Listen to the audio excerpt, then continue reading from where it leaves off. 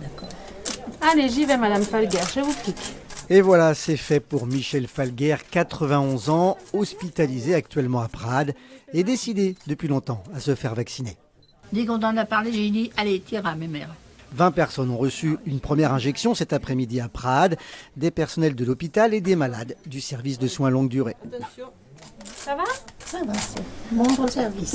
Mais symboliquement, le premier vacciné aujourd'hui dans le département est un médecin généraliste désireux de montrer l'exemple à ses patients. Donc le docteur Gemberg. Les gens sont prudents et je le comprends tout à fait.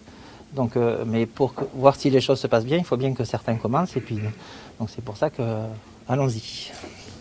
Si la campagne de vaccination a été lancée en grande pompe dans le département aujourd'hui, on ne peut pas dire qu'il s'agisse d'un démarrage sur les chapeaux de roue. Dans les EHPAD, on en est encore bien souvent à recueillir les consentements.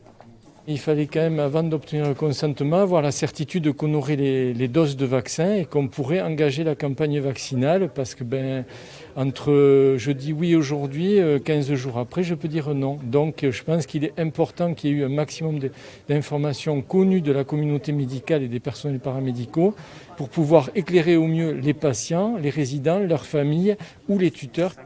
Après les consentements, la seconde pierre d'achoppement de cette campagne qui s'ouvre, ce sont les centres de vaccination. Le sujet est encore un peu flou. On peut s'appuyer par exemple sur les maisons de santé pluriprofessionnelles, on peut s'appuyer sur les communautés professionnelles territoriales de santé.